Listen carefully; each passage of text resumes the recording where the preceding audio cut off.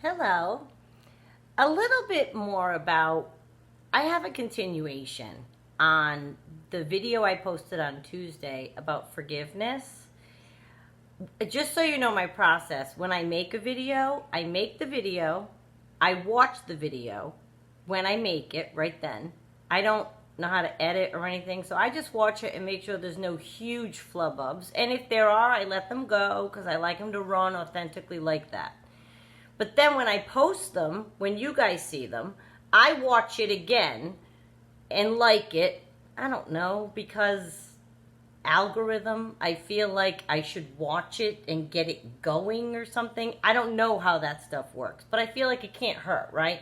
Well, in doing that, on Tuesday when I posted it, in watching it again, I realized there's a reason I never said I forgive my narcissist. And there's a reason that at the end I said, so do you have to forgive your narcissist? No. And I think I said, but you will be awfully angry carrying around life, going around awfully angry if we did not. I've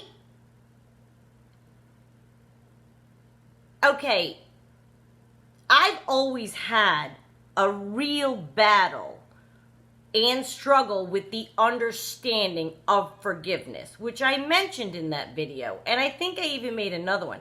And not just with our narcissist, with anything.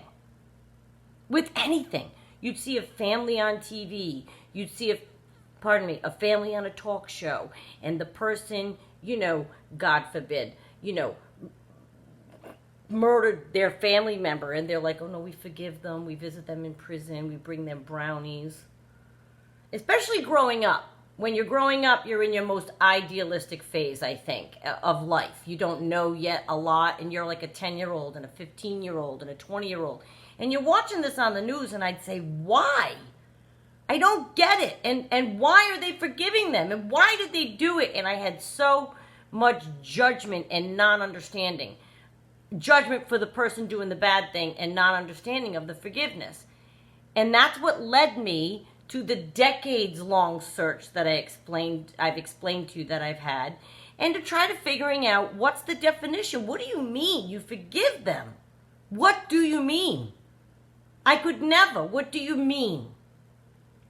That led me to all the things that I was trying to share with you the other day, and I guess maybe it was very, I didn't bring myself into that conversation for some reason. It felt like I was relaying to you the information and the lessons that I have picked up, learned, dissected, liked, things I can relate to that we're supposed to do. But I have to be honest with you.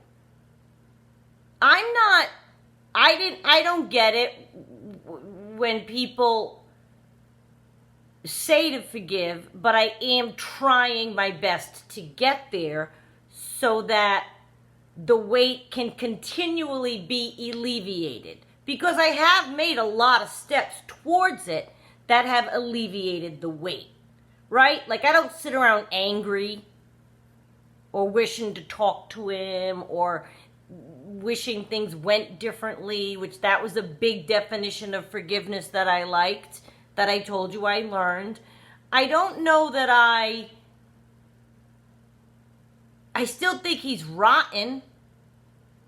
That doesn't sound very forgiving. Do you know what I'm saying? Like, I struggle with the concept of it, but I'm trying to share with you what I think we don't need to carry around and to what we should aspire. And that's why I'm so careful, and I was with the video Tuesday on forgiveness, with the word forgive, because when they say it on the news, they forgive them.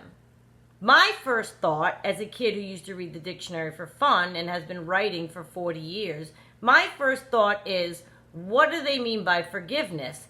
They need to explain forgiveness, because that mother can no way forgive that murderer for taking her child. Not the forgive that I understood what it to mean. I'm sorry. Okay, I forgive you. Really? And so I still think of the narcissist as rotten. but I'm not angry anymore because I've accepted it to be his dysfunctional behavior.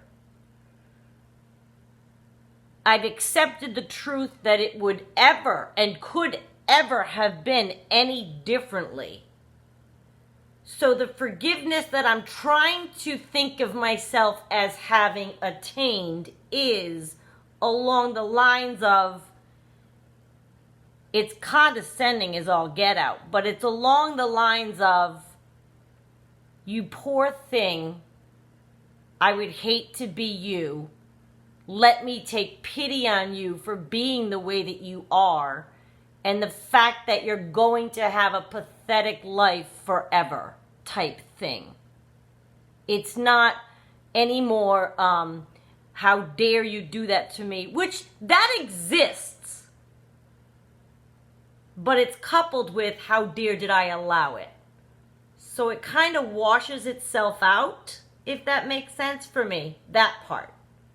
How dare you do that to me? How dare I allowed it even the second time? So it's kind of a washout. But the part that carrying around with us is my concern. So I guess I tried to make myself look at it from a pitiful, like I look at him as pitiful. And that, along with any other caring, empathetic feelings inside of me, makes it easier for me to go, oh, poor thing. Just like you would any unfortunate soul you meet in life who seems misguided or crooked or lost or mean or angry. I look at those people. I used to get like argumentative when I was younger. Now I look at them like, poor things. They're so twisted up. They're arguing with the wall. We all know people like that. The weight that they say we need to relieve, when you look up and research forgiveness as much as I have done in the last 40 years, they always talk about how it's for you. That's one thing that everyone has in common. But I struggle with achieving this sense of euphoria, I guess, that they tell us. I expect there to be this sense of euphoria if I get there. And I've achieved, like I said, the lessening of the weight. But I feel like I can grasp the definition of letting go of it wasn't the truth that you thought. But a lot of it is hard. Like, he can suck eggs. He can and does suck eggs. So forgiveness seems to me so benevolent for someone that you think can suck eggs. And I say suck eggs together because I don't like the word suck. I don't like when people say that. I don't like that word. And my daughter laughs at me because I'll go, that rots, that stinks. And I say, she'll go, nobody says those words. I'm like, I'm bringing them back. Things used to rot in the 80s. I just don't like them. And I'm not saying I don't swear. I do in my personal life. It'll fly. But that word specifically, I just don't like it. So, but I can say he sucks eggs. He does. So why am I so concerned? I want it to be clear that people do forgive people who suck eggs. And we all have to figure out how to get there because they say it's for us. So now I'm including myself in the video, which when I rewatched the one Tuesday, I felt removed from it, like I wasn't kind of in it with you, which I normally try to be in this with you. But I think I was recounting everything I've learned about forgiveness and trying to give it to you so you can use that. And I believe it all. It is for us. They talk about these people who are on talk shows who say, they talk about how it helps them. And I took the romance out of it and I started to think, this helped me. I started to think about forgiveness in terms of another person in my life. They're narcissistic too, but there's none of those heartstrings attached. You can see it more clearly. You can arrive at pity much faster. Like I think of that person And it's not, "Oh, but he told me he loved me." Take all of that out and think of another person in your life that has wronged you. And you start to think, after a while anyway, I start to go, oh my God, they're so pitiful. Like, the reason they're even mad is ridiculous. What they did to me was beyond mean and awful. And they're so twisted up they can't even see what they did. How can they be that blind and ignorant going through life? God, that's gotta stink. That's gotta rot, being that person. I use them both right now. Do you know what I'm saying?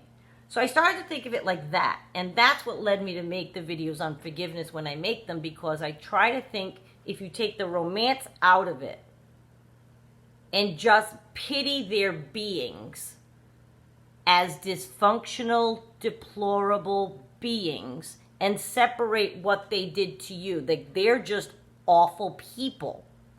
Maybe that's how the families forgive. I'm looking at the TV like it's on and Oprah's on. But do you know what I mean? Maybe that's what they mean when they forgive the killer. They say, well, they're dysfunctional. They were raised this way. My, spawn didn't do anything. It wasn't personal. I don't know. Look at me. I could never, I don't think. But it's something we have to work on together. And I do believe it's for us. And I don't think I have completely forgiven mine. I don't know. No, wait. No. No, see, I'm with you. Like, no, I don't think so, but I'm working on it. I really am, because I do believe, again, it's for us. Now, the few things that I've tried to talk about, please take them to heart and try to at least alleviate the pain and the anguish and the thing that you're carrying, because that's the part that I don't want anyone stuck in a place, which is where I've come to know that without forgiveness, whatever the word is, acceptance, whatever, without it, we do remain stuck, because I've done that too. You hold a grudge to somebody, you hold on to the thought of something, you remain angry every time you revisit that person or what they did to you, or the thought of what's not being forgiven. You get angrier, you get angry again. 10 years later, you can get riled up. I think that's why they say it's for us. If you forgive them and say, you know what, I'm sorry that you felt the need to bestow that kind of transgression upon me, but I forgive you, and I'm moving on. We got to work on this. We're going to talk about this again. I think that we all can teach each other how to release yourself from the weight of carrying around what they did. And they say forgiveness is the way to go. So here's to all of us. Let's try.